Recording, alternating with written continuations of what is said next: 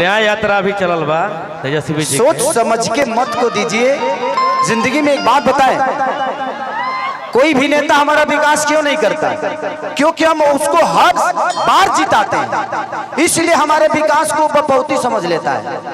जिंदगी में एक बात बताएं आपसे, दुखी मैं भी होता हूं जब बिहार आता हूं तो। एक दिल्ली कई सारे राज्य को नौकरी दे सकता है, जबकि हमारे राज्य से छोटा है वो, लेकिन एक बिहार अपने बिहार को ही रोजगार नहीं दे पा रहा है। तो ये कितनी शर्म की बात है। एक कलकत्ता कितने सारे राज्य के लोगों को वहां रख के और रोजगार दे देता है। एक पंजाब कितने सारे राज्य के लोगों को वहां रोजगार दे पाता है, लेकिन हमारा बिहार आज भी भीख मांग के ही खा रहा है।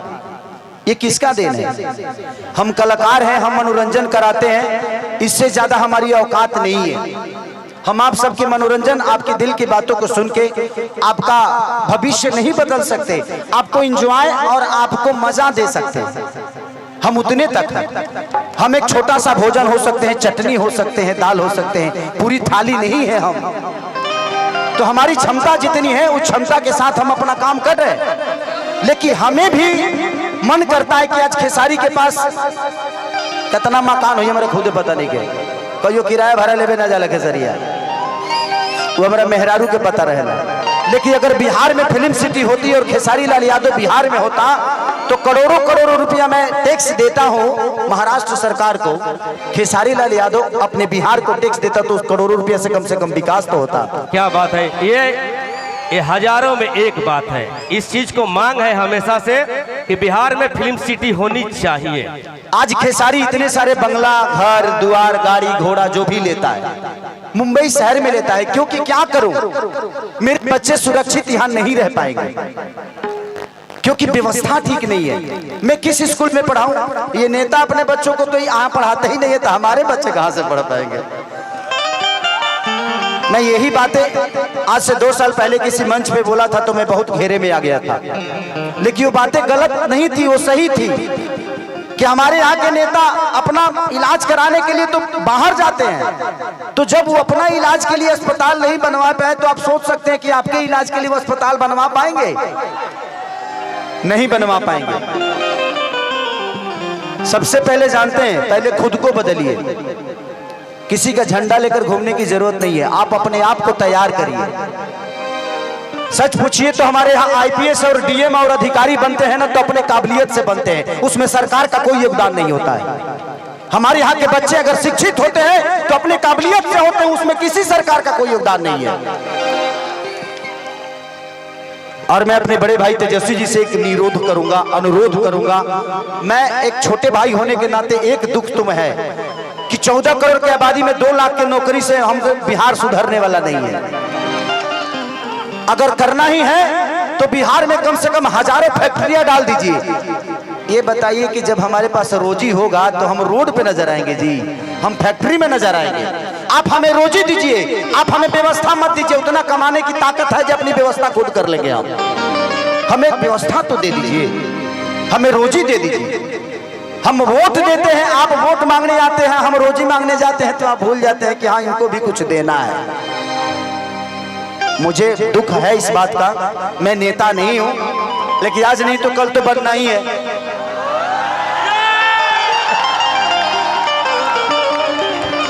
आज नहीं बन रहा हूं क्योंकि मुझे पता है कि व्यवस्था एक खेसारी के बदलने से व्यवस्था नहीं सुधरेगी, आप सबको बदलना पड़ेगा। बदलाव ऐसी चीज होती है, बदलाव ऐसी चीज होती है कि हर उस नेता को डर रहता है कि इस बार अगर विकास नहीं करेंगे तो अगले बार ये लोग वोट नहीं देगा। इसलिए हर 5 साल पर बदल दीजिए। जहां जहां बदलाव हुआ है वहां वहां विकास हुआ है।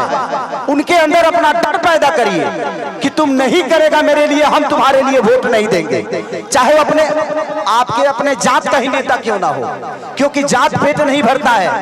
आप कमाते हो तब आपके बच्चों का पेट भरता है।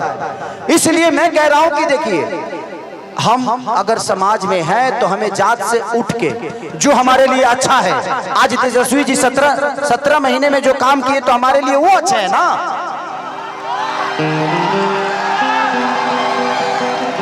तो आप जब नहीं बदलिएगा तो फिर आपका विकास कौन करेगा?